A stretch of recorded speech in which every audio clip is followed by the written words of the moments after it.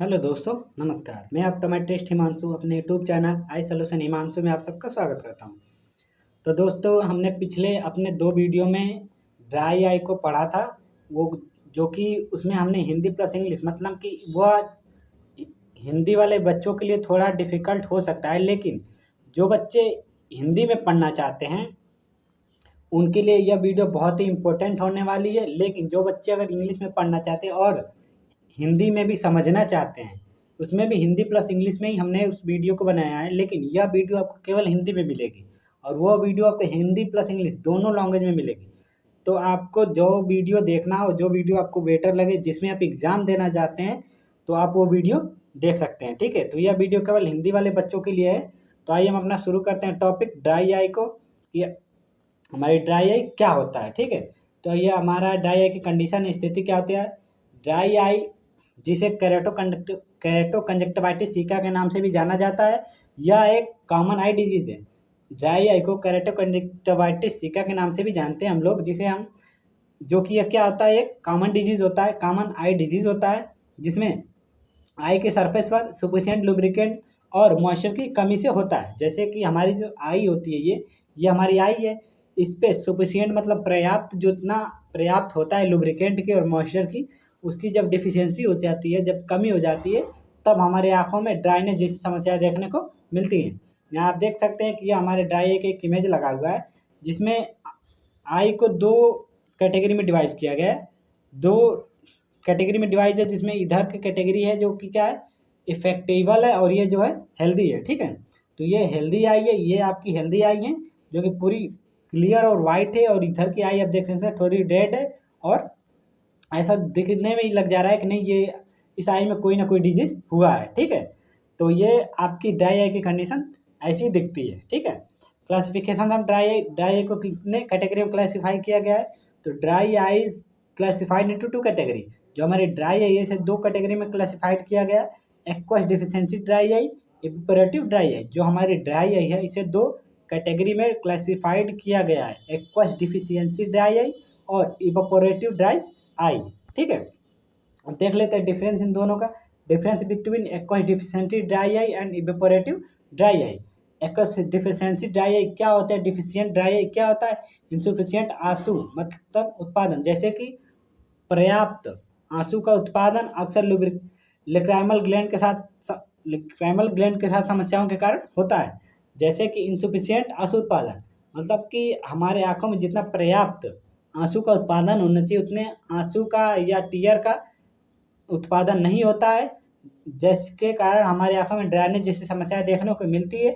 अक्सर यह लेक्रामल ग्लैंड के साथ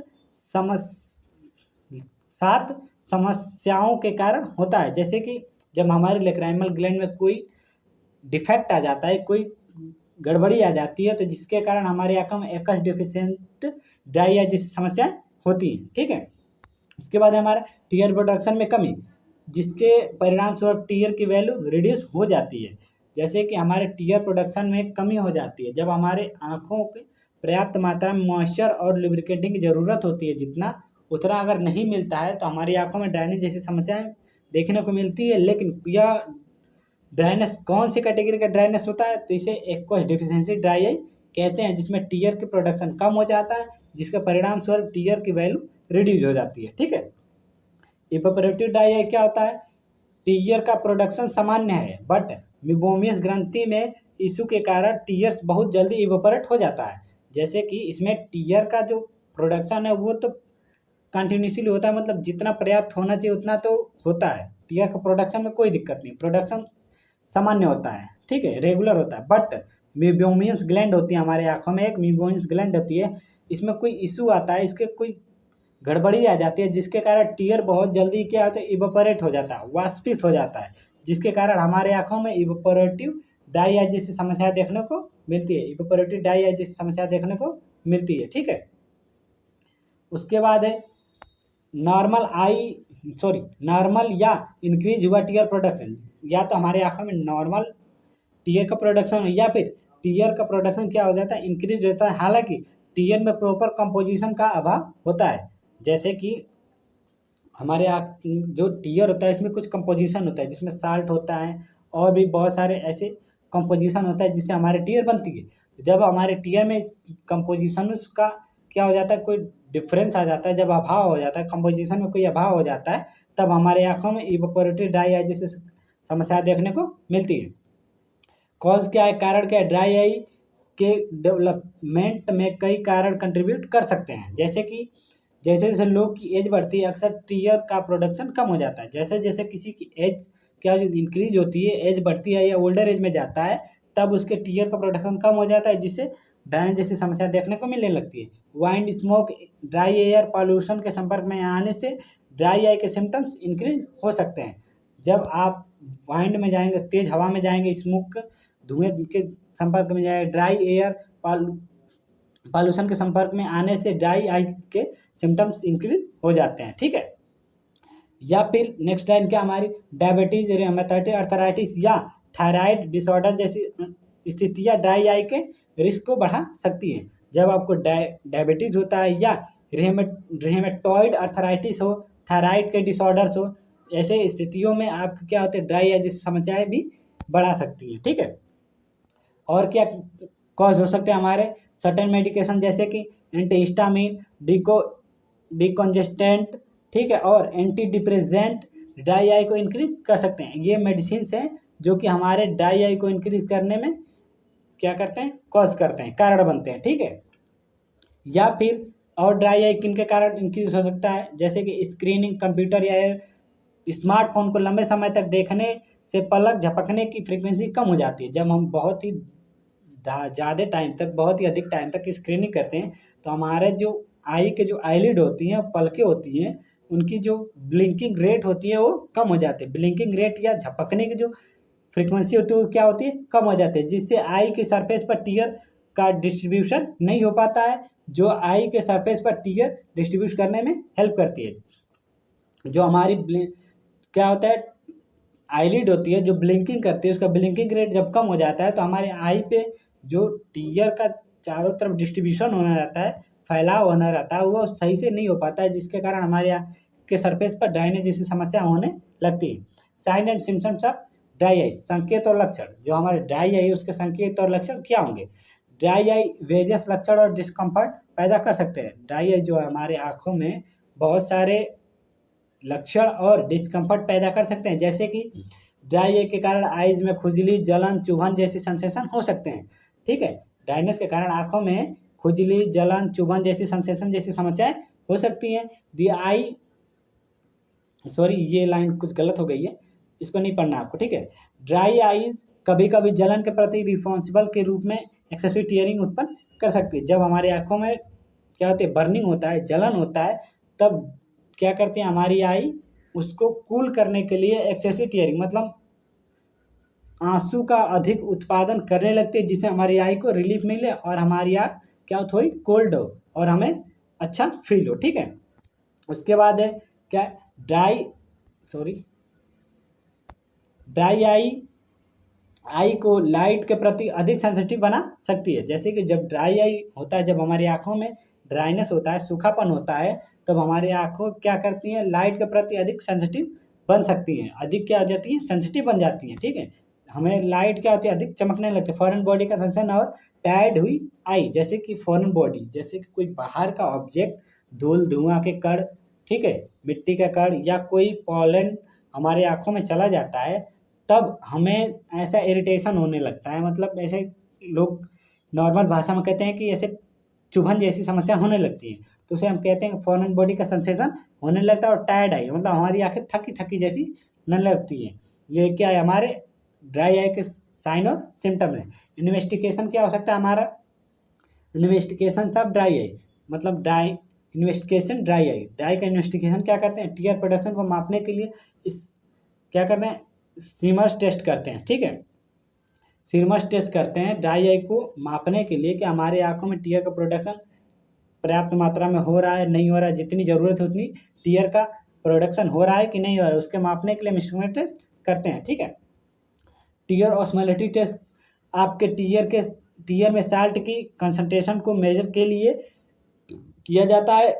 हिंग टीयर ऑस्मोलिटी यह संकेत देता है कि टीयर अधिक गाढ़े और नमकीन है। जो ड्राई आई डिजीज का संकेत हो सकता है, जैसे कि टीयर ऑस्मोलरिटी टेस्ट। एक टेस्ट होता है टीयर के लिए, टीयर के कंसंट्रेशन को देखने के लिए, उसके सांद्रता को देखने के लिए कि आपका कितना टीयर सांद्र है, उसकी सांद्रता को देखने के लिए ऑस्मोलरिटी टेस्ट होता है, जिसमें पता हम करते हैं, मेजर करते हैं कि क्या आपके टीयर में हाई ऑस्मोलरिटी टेस्ट का वैल्यू आ रही है या लो वैल्यू आ रही है। अगर यदि हाई रहेगा, यदि ऑस्मोलरिटी टेस्ट की वैल्यू या मेजरमेंट के बाद, जांच के बाद यदि आपकी वैल्यू हाई आती है, तो इससे हम ये कह सकते हैं कि ये आपके आई में ड्राई आई जैसे डिजीज का संकेत हो सकता है।